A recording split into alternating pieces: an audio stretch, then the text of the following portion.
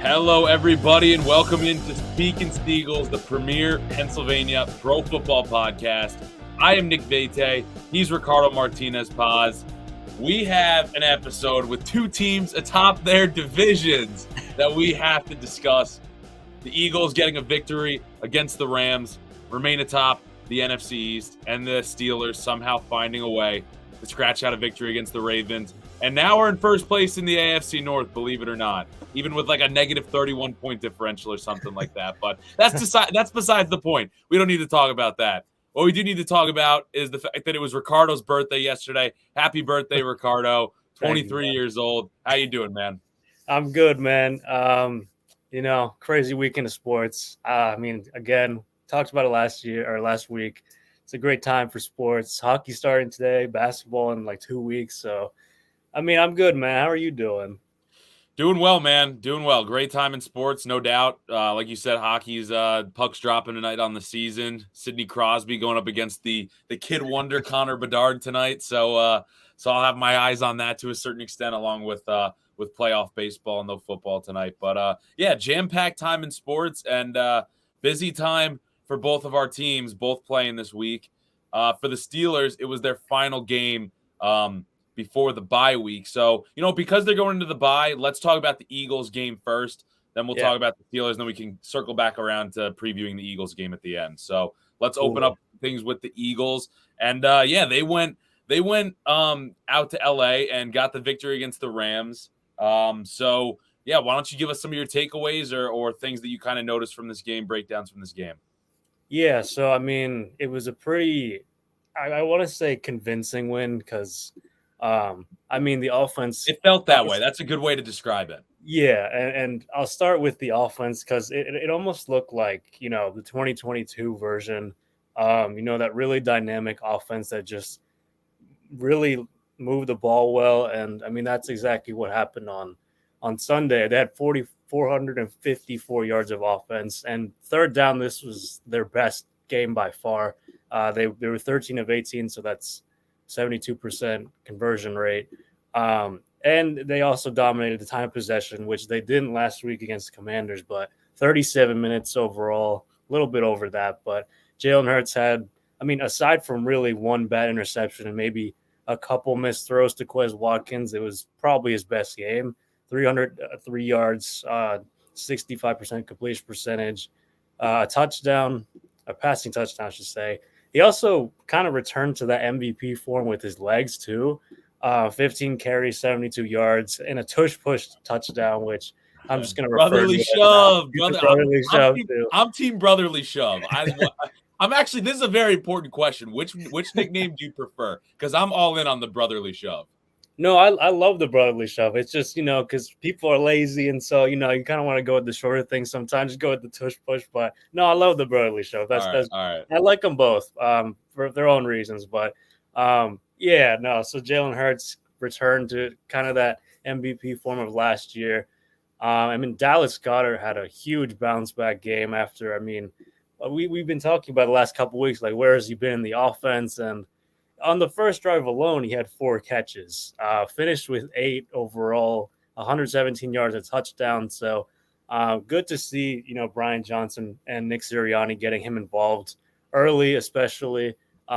It's great to see him back. And then there's AJ Brown, of course, still, just producing at such a high level, 6 receptions, 127 yards. He had that 37-yard reception at the end of the half.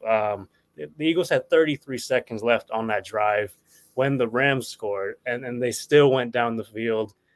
Granted, they were kind of helped by the horse collar tackle on that 38-yard reception. And then A.J. Brown also drew a PI in the end zone then. So it just shows you how dynamic, how explosive he is. And I didn't even say that reception, that long reception, was one-handed catch. So yeah, he just makes it look easy. I don't know. That was, he's such a good player.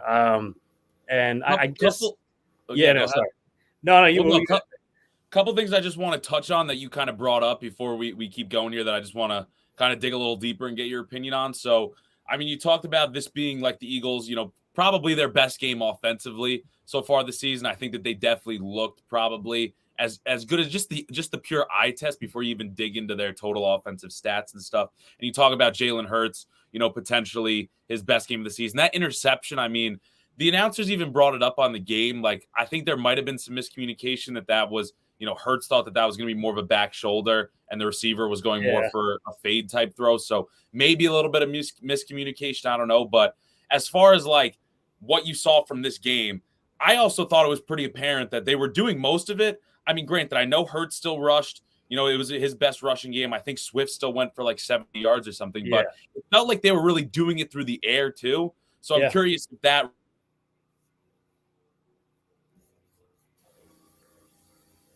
Oh, I think you muted. I randomly got. I don't know what happened there, but that was weird.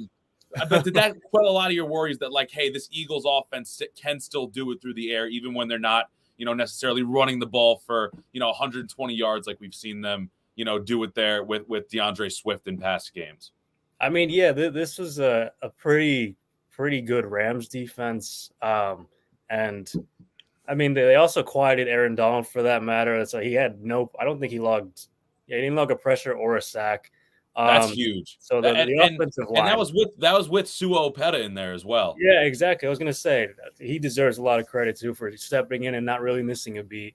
Cam Jurgens being on IR, which is a big blow, but Jeff Stoutland deserves a lot of credit for the offensive line. But one other thing I also saw this morning, I think Landon Dickerson was like the second highest rated interior pass protector on PFF this week. So I think he deserves a little credit with that as well. Yeah, for sure. But kind of going back to that question, I think the offense is starting to find its footing. Brian Johnson's definitely, I feel week after week, he's definitely getting more confident, more comfortable as a play caller. I mean, we knew this kind of going into the season that it was going to be, there are going to be growing pains. And it seems like he's learned a lot. He's adapted a lot to what defenses are giving him. Same with Jalen Hurts, So, and the fact that they got Dallas Goedert involved, they're obviously very, very detail oriented. They know who their playmakers are. They know their best players. And sure, Devontae Smith may have only had one catch, but the other two players had huge games. It's not always going to be, everyone getting equal amount of receptions or targets. It's just whatever the matchup is. And clearly in this game, at least, it was Dallas Goedert against the linebackers or safeties. So I'm very encouraged by it for sure. And I think the Eagles passing the ball and just generally are heading in the right direction. And we've been saying that for the last few weeks now. Yeah, I think that you hit the nail on the head with the fact that it was just going to take some time for everybody to adjust to Brian Johnson being the play caller versus what they had last year with Steichen. And I think this was the first game where, I think distinctly through the air, you kind of, saw that difference. And something that you touched on that I don't know if you were planning on bringing this up at another point, but, talking about, Dallas Goedert having a big game. I know you touched on that, but the fact that Devontae Smith, had another game where he didn't really do a lot. And I even texted you about this. Like, the broadcast showed him kind of pouting on the sideline, walking up and down it, and then Sirianni kind of having to like console him before another Eagles drive. I mean, what do you make of this? Because this is like two different times in the year. Once with AJ Brown, I think it was week 3 or 4, and then now here, no, that might have even been week 2, and now here we're sitting in week 5, and it was Devontae Smith. So, I mean, what do you make of the fact that these guys, are being so? I don't want to say they're being divas, but it's like bordering on that to a certain extent. And I mean, it's games that they're still winning. They're just not getting the ball, and other people are getting the touches instead of them and having the success in those designated. What do you make of all that? I mean, who knows? Maybe the response will be, they feed Devontae Smith next week. But the other part of me is like, it's not that big a deal. Like they'll get over it. Like obviously they know they're really good players and they feel like they deserve, at least a few more targets here and there. But I mean, Jalen Hurts has been saying this, and same with Sirianni. Is like the important thing is that they're winning. And it like. If they were losing and Devontae Smith or AJ Brown were pouting about targets, then that's a totally different story. But I'm not going to say you can like gloss over it either. I feel like Sirianni and Brian Johnson will definitely.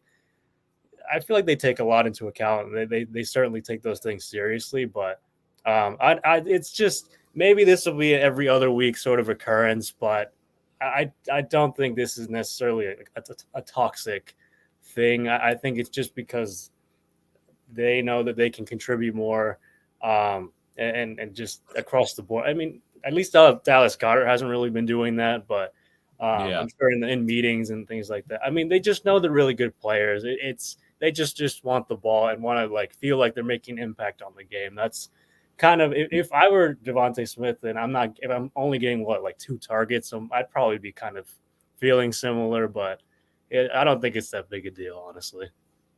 All right. I mean, I don't really disagree with any of that. I think it's all well and good until they actually do, potentially lose a game and you have that receiver that feels like, hey, I got targeted 3 times in this game. If you had thrown the ball to me, 8, 9, 10 times, we would have won. That's when I think it could potentially Yeah, lead to, some bad things in the locker room. So hopefully they're able to kind of get ahead of that, now.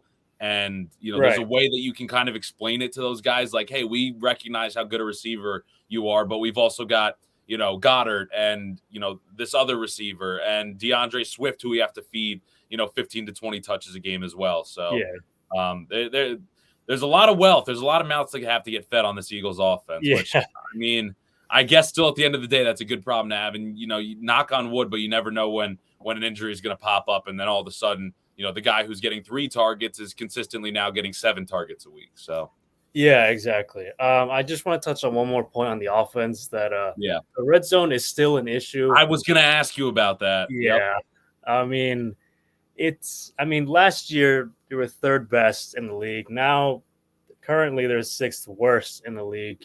40, what is it? 42% conversion rate.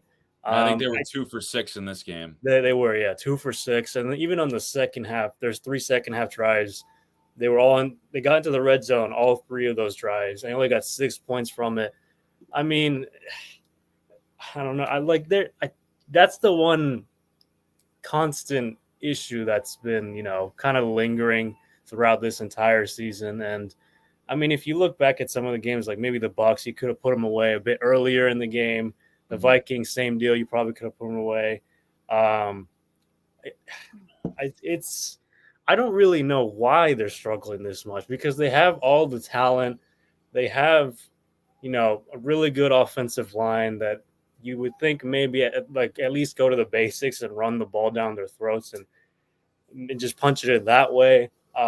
Or I don't know, maybe it's just Brian Johnson and Nick Sirianni still trying to figure that out in the sense of like, what plays to call. Obviously the field gets a lot narrower and there's not as much time to throw and all these other things that I just don't know what to attribute it to really. And I don't know if you saw this, but I think they showed this on the broadcast too, that Jason Kelsey was he was just like pissed. He was like yelling at, I think it might have been like just generally, and Jeff Stoutland was right there in front of him. But I read something where it was attributed to the red zone struggles. So it's definitely something they have to improve on. I don't know if they have to implement more motion pre-snap or I really don't know because it's the defense they've been playing. They've been like solid, but they're not, the Niners, they're not the Jets defense. They're not, these top tier, like they should be punching it in like every single drive. I just don't know why they haven't been able to. Yeah. I mean, that's kind of the one area as far as, perhaps what could have gone differently in this game. I kind of circled and said, if they had, just converted 1 or 2 more of those red zone opportunities, all of a sudden you're looking at like 35 points, and Yeah. and you're like, wow, this was just all of a sudden it was like that Eagles statement game we've been waiting for. And while it feels like the Eagles kind of trended towards that, and it was definitely their best offensive game, it's like, they left points on the board, and it definitely felt that way because I think their only 2 red zone drives they converted was the opening drive, their opening offensive drive, and then that one where they had the brotherly shove at the end of the half that they scored in like no time. So, Yeah, exactly. they had 6 trips total to only convert 2 of them. I mean, you'd like for it to be, 3, 4, you'd like for it to be every time, but at least more than 50%. So, Yeah. yeah, that's definitely something that seemed to just be a continuing nagging issue that, I mean, I'm sure, especially if that's what Jason Kelsey's kind of irate about. I mean, I have to imagine they're going to put a big emphasis on converting more when they're down inside the 20. Yeah, one thing I will say is I just feel like they shouldn't use Kenny Gainwell in the red zone. He's just looking at some of his advanced stats compared to Boston Scott and DeAndre Swift. Swift and Scott are both better runners just overall. I don't know why you're using Gainwell in I don't know. It's just I'm nitpicking at this point, but it just I don't know. I feel like there could be better personnel usage perhaps in the red zone, but I don't know. Yeah. That No, that's no, I think that's perfectly valid. I think that's perfect. I mean, and have we even seen a Boston Scott touchdown yet this year? I don't think we have. No, I don't think he's Not even touched the ball in 2 weeks. So Yeah, so, I mean, maybe that's something you explore with more. I mean, he's got a nose for the end zone, especially when it's against the Giants, but, maybe yeah, this week just traveling back to MetLife Stadium will do the trick for him, so, maybe. uh, we'll see, uh, we'll see. Do you have anything else that you wanna touch on with the defense yeah, I was before we gonna move say on to the I'll touch Steelers? on the Yeah, defense. yeah, I guess I'll sum it up really because I've been talking a lot about the offense, but the second half, I mean, they started off a bit slow in the first half, allowing 14 points, and they couldn't stop Cooper Cup to save their lives, or Puka Nakua for that reason. But also, we didn't even touch on Cooper Cup coming back. I didn't even think that was a possibility that he would return. uh-huh. I knew they had opened his window last week, but I didn't think he was going to return like straight away. I thought he was And going to I miss and I this kinda game. brushed it off, like, even if he comes back, he's gonna be on a pretty significant snap count, but, I No, and mean, he they kinda wasn't. just ran him out. He was the focus of the game plan in the first half. Yeah, he was, and on the broadcast, they're like, I think it was Kevin Burkhardt, Greg Olson, they're like, oh, they keep giving him inside leverage, and they just get the Eagles corners kept getting cooked on that. But in the second half, they finally adjusted, and they didn't allow a single point. They had, I mean, literally, let me read you off the drives. It was the first drive, second half was a punt. Jalen Carter got a sack. Second drive, Josh Sweat forced a fumble, somehow didn't recover it. Nicholas Morrow, whatever, but he had two opportunities on that drive alone. Forced a punt. Third drive, incompletion on third down, a punt. Fourth drive, Hassan Reddick had two sacks. I mean, that was pretty much to end the game, Yeah. um, back to back. So, and the last drive, they just ran out the clock because they knew they weren't coming back. So, that's pretty impressive adjustments from Sean Desai. And just, I mean, Jalen Carter is just I love watching him play. He's so much fun. He's so disruptive too. And I think he got 70% of the snaps because Fletcher Cox was out with his back injury. So, I mean, it opens up so many opportunities when, all the double teams are going to Jalen Carter. And even then, he's still wrecking the game. But Yeah. um, As it, long as he keeps himself out of trouble, man, off the field, every single team that passed on him is gonna regret not drafting him, man. I Oh, mean, absolutely. I yeah, love it. It's crazy how well he's at 3.5 sacks now on the season, which I mean, at this rate, he's on pace to have double-digit sacks, which would surpass Aaron Donald, funny enough, as a rookie, but the guy who played opposite of on Sunday. But man, this defense definitely needed a bounce back after allowing 31 points against the Commanders, and yeah, they definitely delivered. And I mean, Stafford, I feel like was under pressure for a lot of the game. So I mean, credit to the defense, the defensive line especially, and Sean Desai for adjusting really in the second half. yeah, yeah, no doubt. I think that's kind of a huge thing that you talk about is like the ability to see it, completely clear of yeah, the Eagles were getting cooked a little bit by the two-star Rams wideouts in the first half, and for Desai and the defense to be able to adjust like that at halftime, I think is pretty huge. And dude, I think it's just a sign, man. Like the best is still to come from this Eagles team, dude. I mean, like they're winning games, they're doing it in different ways, and all of a sudden they sit here now 5-0 and it still feels like they have their best in front of them, and it's like that they're going to get to it eventually, like they're Yeah, building towards that. It's not like all right, well, like is this eventually going to come? Like this game, I think just last week I feel like we were talking about like okay, like the excuse is starting to come to the end here of like don't worry, their best game is coming. This yeah, game it was like okay, you actually saw that like this team is still capable of doing what they did last year. Now it's just about doing it for the full 60 minutes, and I think that is exactly. coming. And they still have a few more things to clean up, like the red zone and stuff like that. But you're seeing all of the pieces sort of like getting put into place now.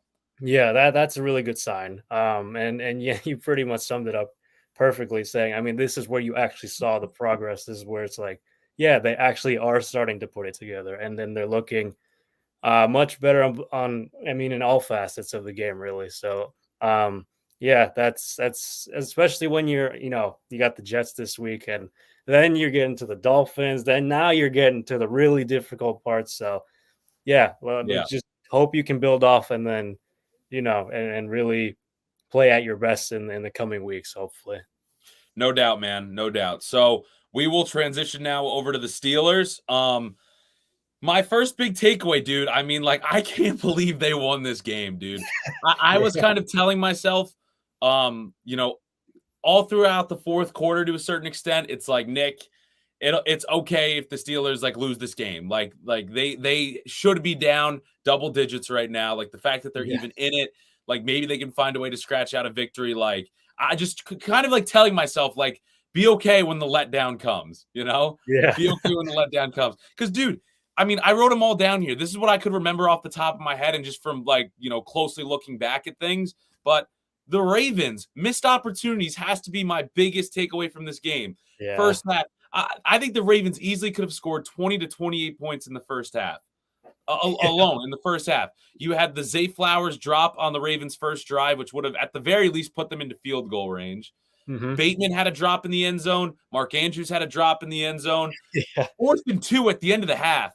This to me was the most surprising thing. They went for yeah, it when you have, Justin Tucker, the best field goal kicker of all time, on the sideline that could have put you up, 2 scores and an offense that, frankly, in the Steelers could not move the ball to save their life. yeah, But instead, they opt to go for the 4th down and, not even run it against, the worst rush defense in the NFL in the Steelers. They go for, Lamar Jackson out of the shotgun, and yeah, that play is unsuccessful. So the Steelers go into halftime feeling good, and they're only down 7 points. Granted, they didn't do anything in their first drive at a halftime, but to only yeah. be down 7, they could have been down 20, 20, 27, 28 points at halftime, Ricardo. I don't think I'm outside the realm of possibility saying that. Yeah, it is crazy how they even were in this game. Going, yeah, like I mean, then I don't know. I don't think you mentioned the Justice Hill fumble, Larry Ogunjobi forcing that, and I didn't I was going to talk about turnovers a little bit later, but I okay, mean, yeah, again, yeah, dude, it's like the Ravens just beat themselves to a certain extent, yeah, and then you get into the second half. Your old buddy in Philadelphia, Nelson Aguilar, yeah. he had that drop in the third quarter, which, Right through his hands. if it Oh wasn't a touchdown, he would have been, inside the 10-yard line, or he would have yeah, been out of bounds inside the 10. The Ravens allowed that blocked punt that Miles Killebrew got through on, which, great play by him, and supposedly that was designed to be a block, so good yeah, yeah, execution. Zay Flowers falling down, late in the fourth quarter. He would have caught the ball at the Pittsburgh 25, but he stumbled and fell down, and the ball just went over his head. And then all of a sudden they have to punt after Zay Flowers drops it, and Gunnar Olszewski fumbles the punt and gives yep, the ball right back to Baltimore inside the 10.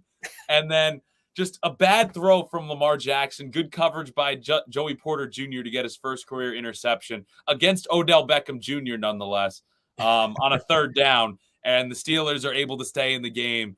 And then, I'll get into, George Pickens and Kenny Pickett in my next point, but I mean, just all those opportunities by Baltimore that they blew. Listen to this, Ricardo. Lamar Jackson was the highest rated quarterback according to PFF this week, and it was his highest graded game of all of his career as a passer for Lamar. And they lost. wow. And they lost, bro. That's That just goes to show you how much Baltimore just really shot themselves in the foot, really play after play in this game. yeah, that's unreal how many missed opportunities, how many times they literally like blew opportunities. And I think Iron Eagle said like this was one of the strangest like Oh my Steelers god. Ravens games I've ever seen or something like that. I mean, that pretty much summed it up because like how in the world like the Steelers had no business winning the game. Dude, I was sitting there after George Pickens scored the game-winning touchdown, just trying to think back in my head, like everything that happened, like in just like the fourth, just in the second half alone to get the Steelers to that point. And I was like, there's so much bizarre things that happened here that allowed the Steelers to get to this point. I can't even remember it. I had to go back and watch the highlights and look at the ESPN like play-by-play to Yeah. actually like get a read on like how the hell did the Steelers get to this point that they won the game. So I Yeah. mean, dude, the Ravens take the wins any way that you can get them, especially against your rival in the Baltimore Ravens, and now all of a sudden Pittsburgh 3-2. I mean, these are games where the Steelers last year at this point would have been 1-5 the way they played to start the season last year. I know it's not pretty to start the season this year, but they have 3 wins in the three victories in the win column, and I'm not going to complain about that. Yeah, I mean, and then gotta credit defense too. I mean, at the end of the game,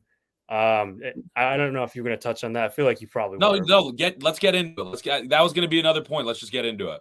Yeah, I mean, the strip sack fumble, that was huge. I mean, you already mentioned the Joey Porter interception, but yeah, I mean, Alex Highsmith and TJ Watt, I feel like this reminds me of the Browns game in week 2, I believe it was, when it was them two, I think, again combining. I think it was Highsmith who forced the fumble on Deshaun Watson, and I think it was TJ Watt who scooped it up, if I'm not mistaken. Yes, you're correct. You are correct. Yeah. It was the exact same thing, except TJ Watt didn't score, but like it's still them two They are again so combining ferocious. I know they're so like TJ Watt 2 sacks. I mean, they're so dynamic, they're so explosive. It's crazy. I mean, I know you want to touch more on that, but well, yeah, and I mean, you even brought up the Larry Ogunjobi forced fumble in the first half, which really, I mean, that play was huge, and just so many Baltimore missed opportunities kind of almost hide that a little bit. But where that came in that point in the game, like Baltimore was driving at that point. It was going to be a big first down from Justice Hill, but he fumbles it away, and the Steelers are able to come up with it. But dude, all of those turnovers, and I'll even throw the blocked punt in there. That's 4 big impact plays. And this kind of brings me back to what I said 2 weeks ago of their identity. Like, if they can't run the ball, manufacture turnovers. And the Steelers won the turnover battle 3-1. If you throw the blocked punt in there, it's 4-1 in big splash plays like that. So that's huge. And then you also had 4 sacks, and TJ Watt even having the big one on the final drive for Baltimore that kind of iced the game, and he ripped his helmet off and kind of like celebrated, screaming and everything. So I mean, the Steelers got back to kind of that forcing turnover mentality, and that was, I think, not just as big a reason, but probably the second biggest reason outside of Baltimore's mistakes that the Steelers were able to be in this game. Yeah, because I mean, man, it was really those 2 things that won you the game. And do you want to transition to the offense? Let's transition to the offense, because I was going to say it was those 2 things, and the third thing was just George Pickens. Did you start him in fantasy this week in the league that we're in? Yeah, I did. I always did. All right, good job. Good job, Ricardo. All right, claps for Ricardo. Claps for Ricardo. Always start him in my flex, so. All right, that's great. So I mean, yeah, dude, this was his best game of the season. I mean, really a statement game from him. 6 receptions, 130 yards, a touchdown, and he also had that 1 rush for 16 yards, which was pretty substantial. But dude, I texted my friend, my friend John Blackwell, Steelers fan. I texted him during the game because we were just marveling at George Pickens, dude. And I was just like, George Pickens, I may have even said this to you. I like said this statement around to a few people. He wins 50-50 balls at like an 80% clip. It's unreal, man. He just goes up and gets them. And you're just like, you're not supposed to win these every single time. It feels like as long as he can get a hand on it, he comes down with it. Yeah. And it's just incredible. I mean, even the game-winning touchdown that he had, the deep ball, if you go back, I went back and watched the highlights. Something that is forgotten about is the Steelers had like a 3rd and 8 or like it was 3rd and long around like the 50-yard line. And Kenny Pickett completed like a 15-yard back shoulder 50-50 ball to George Pickens that then set them up, inside Baltimore territory for that deep throw to George Pickens to win the game. So, I mean, his ability to win contested catches is unreal. And, he also talked about it in his post-game press conference. Like, he's getting double teamed a lot. So his success on the field is only going to skyrocket, in my opinion, once Deontay Johnson gets healthy and he's not seeing as many double teams. Yeah, because that'll certainly open up more, and you know, you won't have the defense will have to key in a bit more on Deontay Johnson too, who's also a pretty good receiver in his own right. So I mean, yeah, Pickens is ridiculous. That much. I mean, it's just catch after catch. He always has some highlight reel catch almost every other week. It's just ridiculous. I mean, this is what happens when you feed your playmakers eventually, even if it's a 50-50 ball, which you just said Yeah. literally it's not, but um, you know he's gonna go up and at least almost like I mean he's gonna get it. He's gonna go up and get it if you Yeah. put it around him. Like that's such a I mean, that's also showing trust in your receiver. So I mean, that's because you know he has the ability to go and get the ball. So yeah. And It's I think you make a good point about like this is what happens when you just get the ball to your playmakers. Because even on that run that he had for 16 yards, I was like, man, like this guy's just so dynamic when he can actually get the ball in space. And yeah. that's something we didn't see a lot last year. He didn't have a lot of those yards after catch, but Mhm.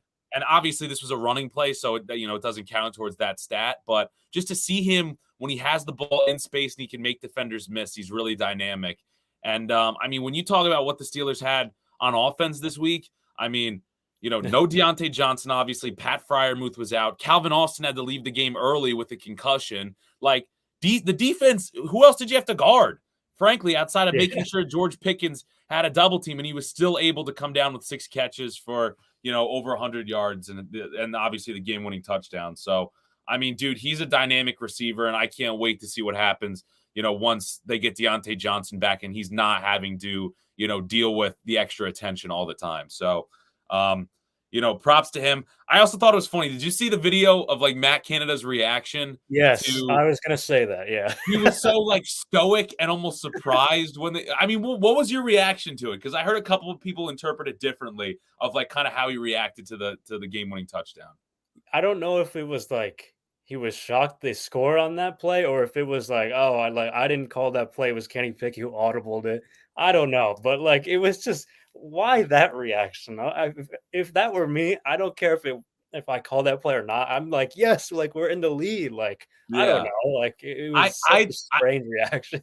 I definitely viewed it as like I think I even texted this in like that Instagram like meme group chat that we're in. But I was Oh, like it was like the reaction you have when like all of a sudden like a deep throw downfield works, yeah, And it's like, dude, it's like he's probably disappointed that he didn't have like a halfback screen, that didn't go for the game-winning touchdown. But I mean, man, either way, dude, that's what they need more of and man, I mean, Kenny Pickett's talked about it. Anytime that he sees George Pickens in a 1v1, he said he's got to find a way to get the ball over to him. And yeah, I mean, the other thing that I'll say real quick, as I wrap up the offense is, another game-winning drive by Kenny Pickett. Dude, he's, for his struggles on offense and the struggles of just this unit as a whole, he's got a bit of an it factor to him, man. I mean, he's not going to go out there and throw, 400 yards and 3 TDs in a game at this point of his career, but the guy finds ways to win. And I mean, yeah, whether it's the game-winning drives from last year or scraping out 3 wins this year, against, really, really with a lot of weapons banged up, like I just talked about, against, some good teams. That the Steelers have faced at this point in the season to kind of overcome the adversity they've dealt with and find ways to just pile victories in the win column. Like I'll take that, and I do think there's a little bit of that it factor to him that is promising. And while there's the struggles so far, and he's in an offense that I think is pretty clearly inept with Matt Canada's play calling, like he's finding ways to get the job done at various points with yeah, the help of and obviously a really good defense. yeah, and didn't he do this against the Ravens last year in Baltimore? Like at the end of Yes. yeah, like the Yes. same, not exactly the same outcome, but I mean, still, it was like he led a game winning drive, and um, that's not a fluke. Yeah. That's certainly something an it factor, like you talked about. It's certainly some it's kind of clutch gene, if you ask me. But I Yeah. mean, yeah, that certainly should give an offense like confidence that if the Steelers are hanging around and they have a chance or two to get back into the game,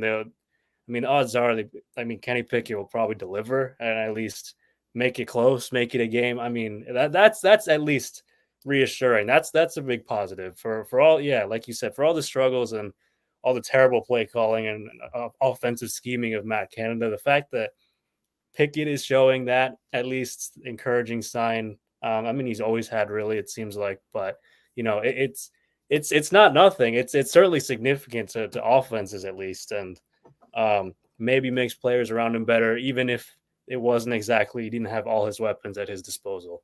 Yeah, yeah, no doubt. And the Steelers are going into the bye week with smiles on their faces. And Yeah, I think the broadcasters were saying that the Ravens are flying out to London today. yeah, So that's going to be a brutal, brutal flight for them, man. I yeah. mean, right now they're favorites by 3.5 against Tennessee. Like, I don't know, man. I don't know. Coming off this loss and then now having to go to London, we'll see. Although Tennessee's also coming off a tough loss as well. But Yeah. this isn't speaking Titans or speaking Ravens. Let's get into stock up, stock down. Let's start with the Eagles and stock up, stock down as well. Whose stock do you have up, or whose stock do you have down? Whichever you want to start with. Here after Let's week see. 5. I'll do stock down first. So I'm gonna put Quez Watkins at one because I don't know if you saw this play where he had the screen and AJ Brown, Devontae Smith were both blocking. Quez Watkins just didn't follow those blocks. So and I he didn't see that play, but he yeah, got like I understand what you're talking about. and like it could have like they easily could have gotten the first down. Like it was 2 yards, and all you need to do is go to the right side and not the left, go to the outside. Like that was it was such a dumb play. Like Devontae Smith was frustrated after that. Sirianni was also pissed at that. Was like, what are you doing? Like I don't know why the Eagles keep playing Quez Watkins over Zacchaeus. Zacchaeus, I think, is just better and more dynamic. And I mean, Zacchaeus, he didn't even have a catch, I don't think. And his snap count went down significantly. I think Quez Watkins played like 66% of them.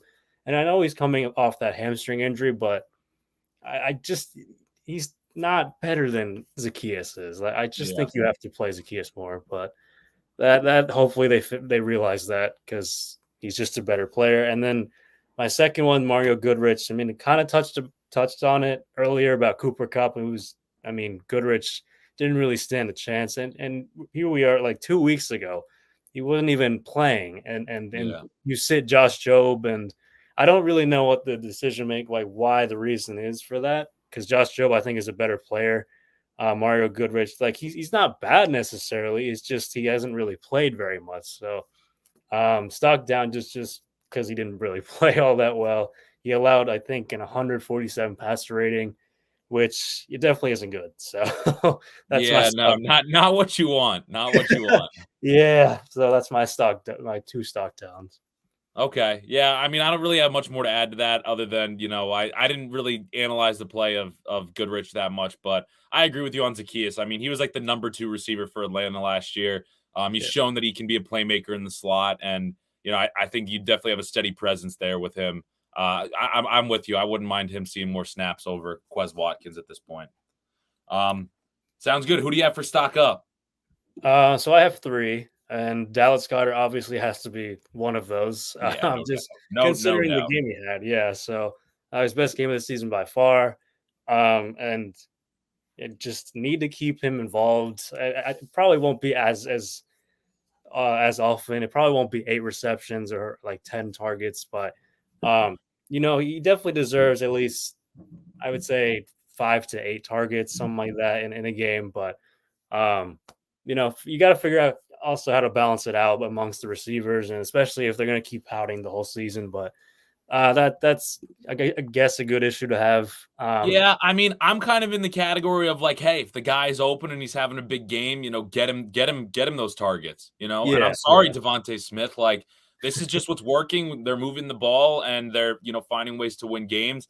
I mean, yes, I think it is kind of what we touched on when we, talked about this in detail earlier in the episode, but like it'll balance itself out over time. It's just yeah, like yeah. I definitely don't think it can go to like trying to just force the ball to guys because they're upset. Yeah, that's a valid point. But speaking of guys who got a lot of targets, AJ Brown, also has to be there. I mean, dude's had 120 yards receiving in at least 120 yards receiving 3 straight weeks. So now he has 541 in the season. I didn't see where exactly he falls on the leaderboard, but he's definitely up there. He has to be, yeah. Yeah. And then my last one, Jalen Carter. I mean, two tackles for loss and 2 sacks. Yeah, he's just a monster. Yeah, making all those other teams look silly for passing on him. So, yeah, those are my stock up. And just now, just because I was curious, AJ Brown is sitting 4th in receiving yards right now. Wow, I didn't realize this is completely off topic. DJ Moore, just from the great week he had last week, is Yeah. 5th in receiving yards in the NFL. I did not realize that. Oh my god. Wow, I yeah, mean, that's crazy. he went from like 200 yards. I mean, he frankly kind of doubled his total just in last week alone. So, Yeah. man, he is sitting 5th right now, and AJ Brown is 4th in receiving yards. Tyreek Hill is just lapping people at this That's point. It's not fair. It's kind of unreal. He's a whole I think he's like 90 yards. What is this? Yeah, he's like 80 yards ahead of the second receiver, who's Puka Nacua. So, jeez, yeah. yeah, I mean, and it's crazy with all the weapons the Dolphins have too that he's still able to put up these kind of numbers in the Exactly. passing. But yeah, making my fantasy pick of Jalen Waddle look like a waste. But anyway, that's besides the point. All right, so good stuff. I will get into Steelers stock up, stock down, and I will also start with stock down. First one's Patrick Peterson. Yeah.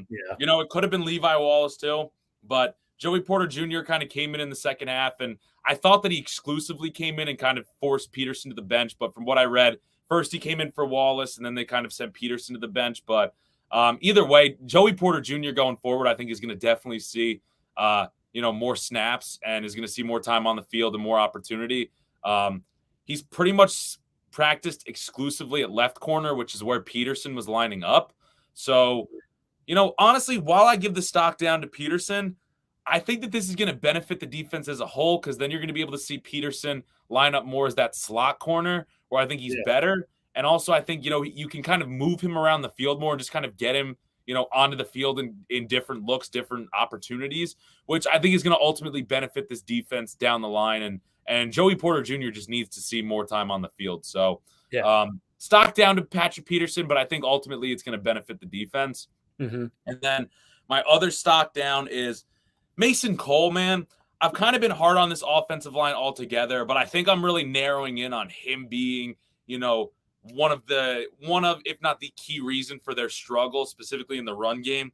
Yeah. Man, it just feels like there's so many plays where he's just getting, 1 to 2 yards beyond the line of scrimmage, not really getting much push, and turning around and staring back at the play that got blown up behind him.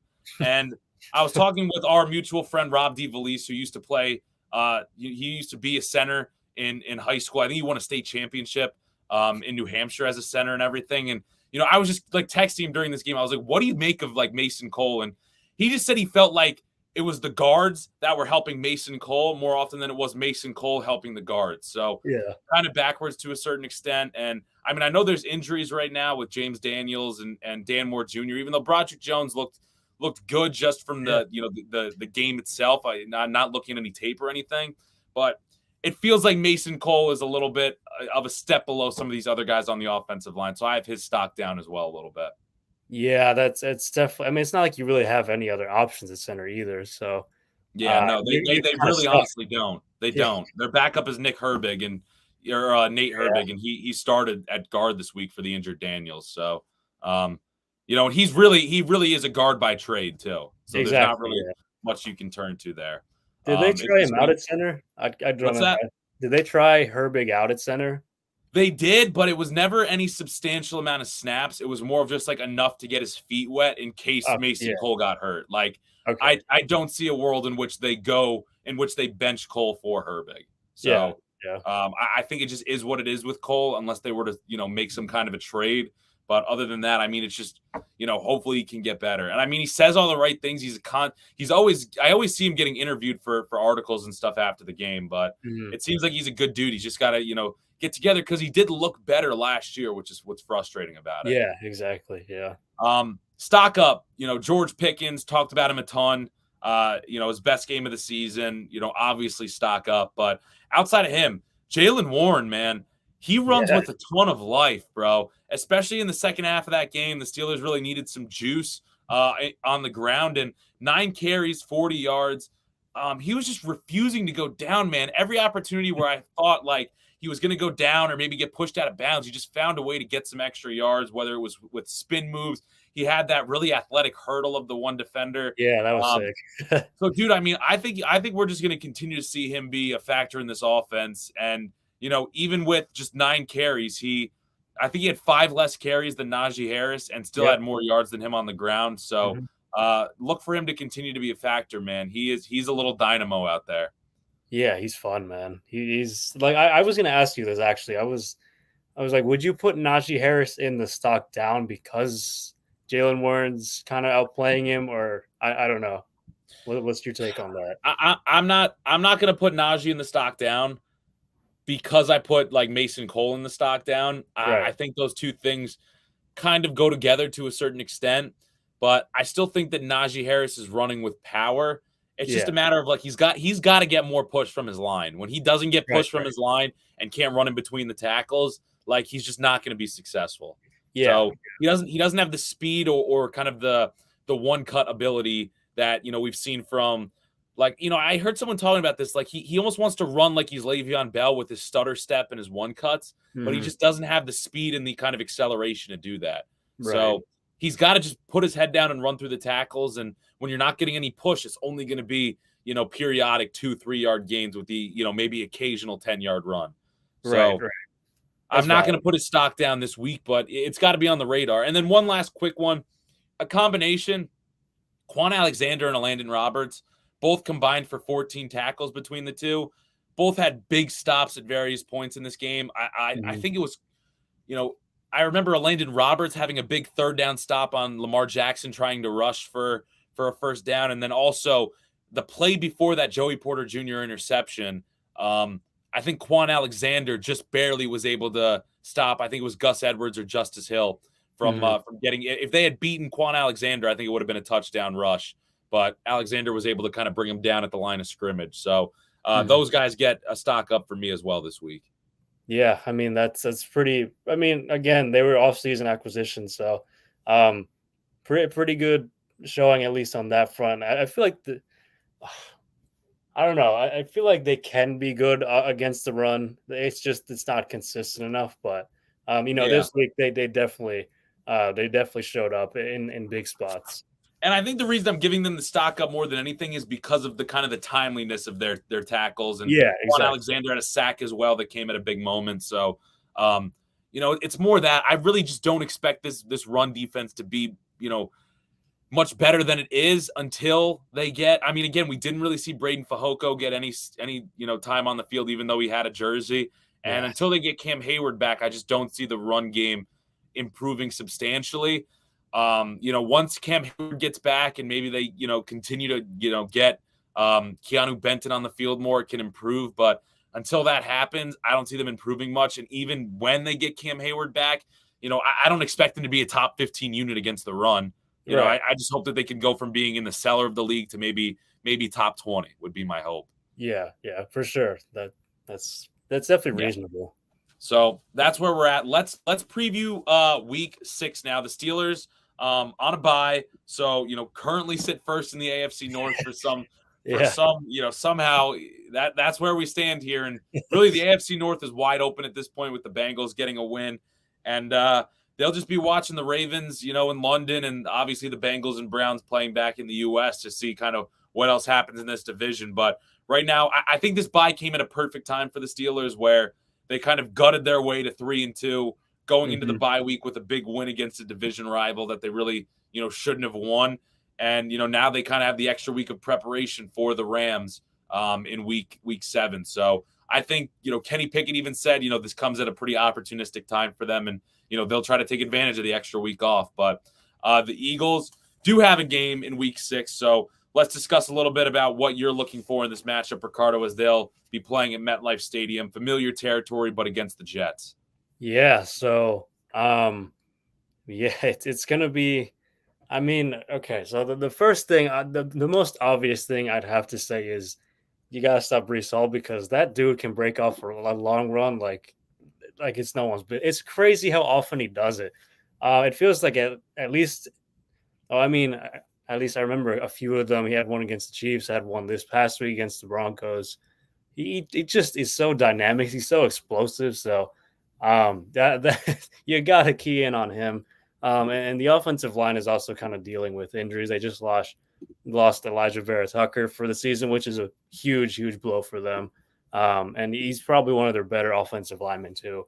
But this is kind of playing into the Eagles' strength because the Eagles are second best in the league against the run. I think this past week, only 54 yards they allowed against the Rams. And the Jets offense is kind of more based around the run game than anything, especially with Zach Wilson playing. So if you can, I mean, I think they can like stop the run like actually very effectively because their run defense is that good. They have talent on against the offensive line. I mean, Jordan Davis is they're our best run defender easily. Who knows if Fletcher Cox will be back, but even still, you got Jalen Carter, Milton Williams, a few others. Moro Ajomo made his debut last week. I didn't even mention that, but Yeah. yeah. So this kind of falls in the Eagles' favor, really. If you think about it, I just think with how stout this run defense has been, that they're gonna do pretty well against the run. And if you do that, I mean, you might have a field day against Zach Wilson and pass rush wise, because like Zach Wilson's been playing better in recent weeks, in the last 2 weeks. I'll give him that, but he's not up there. He's not really one of the better quarterbacks. And the way I expect this game to play out offensively for the Jets is they're going to just have quick passes, kind of rely on the run game, at least try to rely on the run game, and not allow Zach Wilson to hold on to the ball too long. So, I mean, if that's the case, like I said, I feel like I've been saying this pretty often that when it comes to the quick pass game, you got to disrupt the timing of the routes. And I mean, they have good players. It's just a matter of whether Zach Wilson can get them the ball or not. But if the Eagles can play a bit more, up on the line of scrimmage, then I think they can have a pretty. I'm not going to say they're going to shut them out. I'm not going to say it's going to be a cakewalk either, but I think they can have success in both facets against the run and the pass. But it won't be easy. I think it's also, interesting how you touched on it, how banged up this Jets offensive line is, where, playing into the Eagles' strength, we clearly saw that's what the Jets wanted to do against the Broncos was run it with Brees Hall.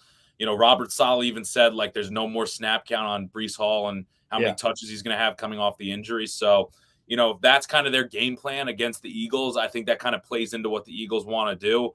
And, I'll take the Eagles and their defensive front slowing down Brees Hall and that Jets offensive line when it comes to rushing the football. And if that's the case, I think that the Jets become one-dimensional and the Eagles defense is kind of able to, really kind of keep the Jets at bay. I think the only other thing that would kind of concern me if I'm the Eagles is just, making sure that you don't turn the ball over, because I think that's the only reason that the Jets could kind of hang around is if, the Eagles have one or two kind of, turnovers at inopportune times. And, that kind of allows the Jets to maybe get, the ball with good field position or set up a field goal when they don't have to drive down the full length of the field. So that's kind of what my eyes is on. The other thing I was kind of interested in, too, the Jets were without Brandon Eccles and DJ Reed at the cornerback position last week. So they were down to their fourth string corner to play opposite Sauce Gardner. Maybe this is a game where we see Devontae Smith kind of, bounce back if Sauce Gardner's kind of, following AJ Brown around the field. I don't know if that's going to be how they deploy Sauce Gardner purely on AJ Brown, or if they're going to kind of keep him on one side, whether it's Smith or AJ Brown. But maybe we see AJ Brown kind of bounce back a little bit, or Devontae Smith bounce back a little bit. Yeah, potentially. But I think he should. I just think the matchup is more. The Jets are, I mean, just looking at the stats, they're 29th, so that's fourth worst against the run. So if anything, I think it could be DeAndre Swift having a big game again. And I mean, the Jets, even with they might, even if they are down a few corners, but like, Robert Saleh is still a very good defensive minded coach. And I just think that's sort of playing into, I'm not saying they're not going to throw the ball. They obviously Yeah. are. And I know they're going to be aggressive. That's something that they just they just are aggressive offensively. Yeah. I just think the matchup is definitely more run the ball and time of possession. It could be kind of similar to, I mean, what they did against the Vikings. I feel like it could be like that, but I yeah, it's definitely interesting. I think Devontae Smith will bounce back, and AJ Brown might have a tougher time for sure getting a similar production as he has in the last few weeks. But I think just top to bottom, I think this defensively and offensively they have the advantage, and they have the talent on both sides of the ball. And that's not to say that the Jets are a bad team necessarily. It's just it's really kind of been the run game and then the defense keeping them in games that might not be as effective or successful in this game. No, I hear you for sure. So you have any other points you want to touch on here? I can give you the line on the game.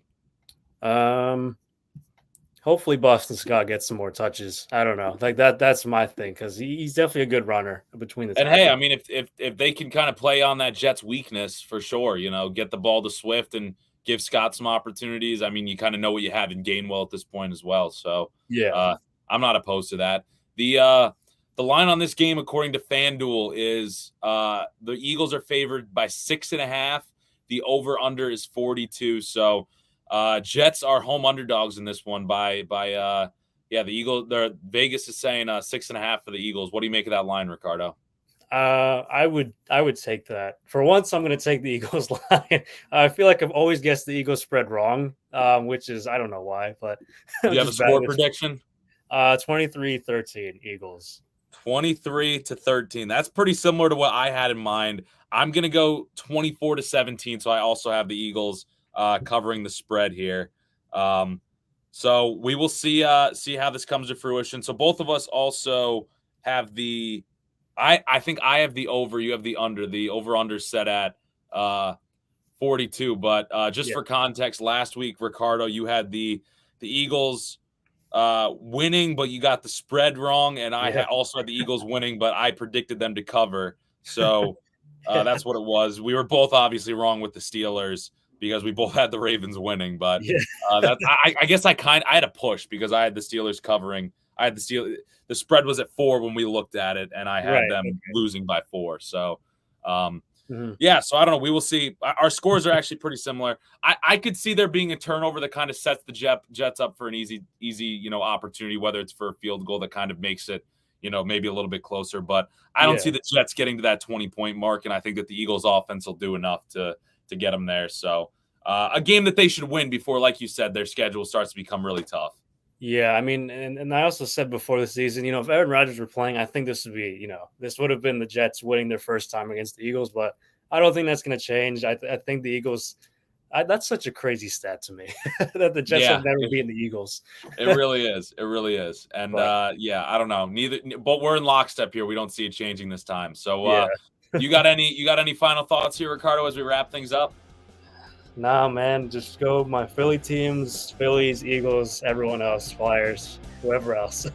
All right, sounds good. I'll have my eye on Pittsburgh Penguins hockey tonight, and we'll see how they do. It'll be an interesting season for them. They brought in Erik Karlsson.